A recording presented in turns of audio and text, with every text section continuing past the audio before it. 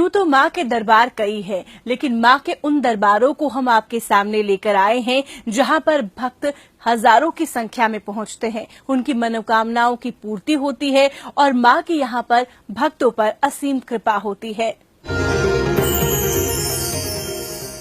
माँ में असीम आस्था है और इसी आस्था को और ऐसी ही कहानियां मजबूत करती हैं। आगे बढ़ते हैं और अब आपको लिए चलते हैं बेतिया, जहां का कालीधाम मंदिर न सिर्फ मशहूर है बल्कि भक्तों की इसमें असीम आस्था है।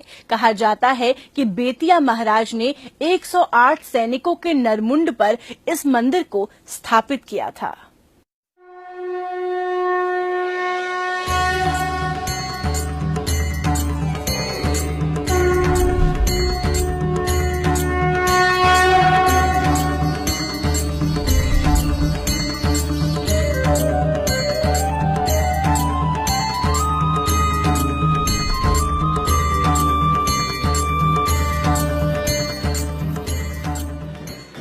भक्ति का ये नजारा ही मनोरम है। माँ का दरबार भक्तों की भीड़ से भरा है। श्रद्धालु एक एक करके माँ की पूजा और आराधना कर रहे हैं। दूर दूर से आए भक्त माँ के चरणों में शीश झुकाकर अपने आप को धन्य समझ रहे हैं। भक्तों की आस्था और विश्वास का ये धाम पश्चिम चंपारण जिला मुख्यालय बेतिया में बसा है। नेपाल से सटे और हिमालय की तराई में स्थित इस माता के दर्शन मात्र से ही भक्तों की सारी मनोकामनाएं पूरी हो जाती हैं। बिहार में बेतिया ऐसा शहर है जहां पे दर्जनों और सैकड़ों की संख्या में मंदिर है। इन्हीं में से एक मंदिर है कालीधाम मंदिर। हम आज आपको कालीधाम मंदिर के रहस्य से आपको अवगत कराएंगे, आपको बताएंगे कि बेतिया महाराज ने आखिर किस खास विधि से इस कालीधाम मंदिर का निर्माण कराया था और क्यों इस कालीधाम मंदिर में नवरात्र के महीने में, नवरात्र के समय में पूजा अर्चना करने का विशेष महत्व होता है। तो चलिए हम चलते हैं कालीधाम मंदिर। बेतिया रेलवे स्टेशन और बस स्टैंड से महज ये मंदिर 1.5 किलोमीटर की दूरी पर स्थित है। इस मंदिर का पौराणिक और ऐतिहासिक महत्व है। माता के इस दरबार तक पहुंचना भक्तों के लिए आसान है। बेतिया राज के महाराजा दिलीप सिंह ने लगभग 200 वर्ष पहले इस मंदिर की स्थापना की थी, जो पहले पिंडी के रूप में था, लेकिन बाद में बेतिया राज के महाराजा हरेंद्र किशोर ने मां काली की प्रतिमा स्थापित की। विधि व्यवस्था, पूजा पाठ, आभरण, पीठ, न्यास, ध्यान जो भी हुआ करता था सब तंत्र से संबंधित हुआ करता था। बेतिया राजा जिन्होंने इनकी स्थापना की वो भी बहुत बड़े तांत्रिक थे और तांत्रिक लोगों की सानिध्य में रहने के पश्चात यहाँ शिव और शक्ति की स्थापना की। आमने सामने एक शिव की मंदिर और इस शक्ति की भगवती माँ काली की प्रतिमा। मंदिर के बारे में बताया जाता है कि ये मंदिर दक्षिणाभिमुख मंदिर है, जिसकी स्थापना तंत्र विद्या से की गई थी।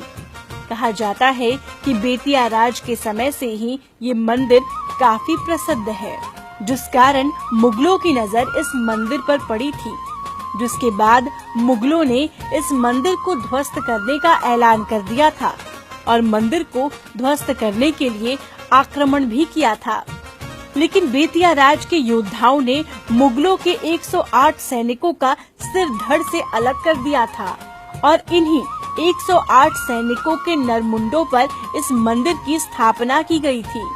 माँ की मूर्ति की जो स्थापना हुई है वो पिंडी के उपरांत हुई है, तो उसके पीछे भी एक कथा आती है कि लगभग 108 नरमुंडों की बलि देकर के। अभी आप माँ का स्थान देखेंगे तो काफी ऊंचा है उनका स्थान, तो उसमें 108 नरमुंडों की है। मंदिर के बीचों बीच एक तालाब बनाया गया है, जिसकी मान्यता है कि मंदिर जहां स्थित है वहां शमशान हुआ करता था और शव को जलाने के बाद लोग इसी तालाब में स्नान करते थे।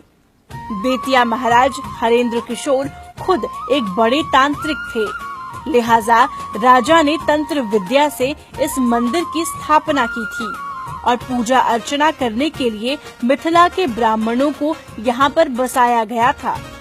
साथ ही मंदिर परिसर में ही ब्राह्मणों के रहने की व्यवस्था की गई थी, जो आज भी देखने को मिलता है और मंदिर में पूजा अर्चना मैथिली ब्राह्मण ही किया करते हैं। इस मंदिर की स्थापना 5 भागों में की गई थी। मंदिर के प्रवेश द्वार पर पंचवाहन की मूर्तियां स्थापित की गई हैं। मान्यता है कि देवी देवता जब निकलते हैं वो अपने अपने वाहन का इस्तेमाल करते हैं। इसके लिए सिर्फ इसी मंदिर में दक्षिण मुखी गणेश जी की प्रतिमा भी लगी हुई है। इसके अलावा मुख्य मंदिर में मां काली के साथ उनकी बहन महाकाली की प्रतिमा भी स्थापित है, जिसे देखते ही भक्तों का मन प्रसन्न हो जाता है।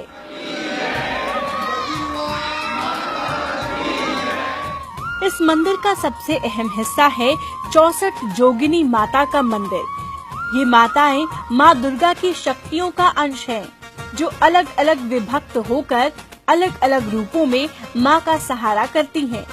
जब राक्षसों ने माँ दुर्गा को ललकारा था तो यही 64 माताएं एक होकर माँ दुर्गा में समाहित हुई थीं, जिसके बाद माँ दुर्गा ने राक्षसों का संहार कर दिया था।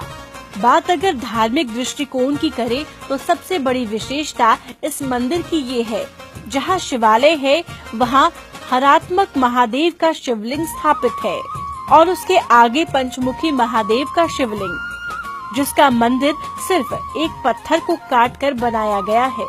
और उसके ठीक सीध में तालाब के उस पार माँ काली की मुख्य प्रतिमा स्थापित है, यानी हरात्मक महादेव, पंचमुखी शिवलिंग और माँ काली तीनों सीध में हैं। साथ में अहम ये कि इसके बगल में पशुपतिनाथ का शिवलिंग है, जो पूरे देश में कहीं नहीं है, क्योंकि पशुपतिनाथ का शिवलिंग सिर्फ नेपाल के काठमांडू में ही स्थित है। ये तीनों मूर्तियाँ यानी हरात्मक महादेव का शिवलिंग, पंचमुखी महादेव का शिवलिंग और माँ काली की जो प्रतिमा है बिल्कुल एक सीध में है। वैसे तो पूरे साल भर इस मंदिर में धूमधाम से पूजा अर्चना की जाती है, लेकिन नवरात्र में यहाँ माँ की विशेष पूजा होती है। तंत्र विद्या से पूजा करने वाले विद्वान माँ दुर्गा की साधना करते हैं और वैदिक विधि से पूजा करने वाले वैदिक रीति रिवाजों के साथ पूजा अर्चना। मंदिर के पुजारी की माने तो 10 महाविद्या की प्रतिमा के साथ माँ काली कहीं स्थापित नहीं है। पूरे भारत में एक यही स्थान है जहाँ 10 महाविद्या के साथ महाकाली और महाकाल विराजमान है। बात अगर माँ के लिए चढ़ने वाले प्रसाद की करें तो यहाँ का जलेबी और नारियल प्रमुख प्रसाद है। 10 महाविद्या की प्रधान भगवती माँ काली होती हैं, नव दुर्गा की प्रधान भगवती दुर्गा होती है। तो नव दुर्गा और 10 महाविद्या दोनों एक साथ पूरे हिंदुस्तान में कहीं नहीं, एक जगह। शारदीय नवरात्र में यहाँ का नजारा बड़ा ही मनमोहक होता है। माता का भव्य श्रृंगार किया जाता है। दूर दूर से भक्त माता के दरबार में आते हैं, माँ भगवती की पूजा अर्चना करते हैं। भक्तों के लिए ये कालीधाम मंदिर बहुत पहले से ही काफी आकर्षण का केंद्र रहा है। लोगों की आस्था और विश्वास का केंद्र इस धाम के बारे में ऐसा माना जाता है कि नवरात्र के समय में अगर कोई सच्चे मन से माँ से कुछ मांगता है तो माँ अपने भक्तों की मनोकामना जरूर पूरी करती हैं। माता के दरबार के लिए बेतिया से प्रफुल्ल कुमार और ज्योति मिश्रा की रिपोर्ट, न्यूज़ 18 बिहार झारखंड। माता का दरबार में यहाँ रुक रहे हैं एक छोटे से विराम के लिए। विराम के बाद जब वापस लौट कर आएंगे तो लिए चलेंगे आपको कुछ और शक्तिपीठ और सिद्धपीठों में, जहाँ पर माँ के साक्षात दर्शन होते हैं।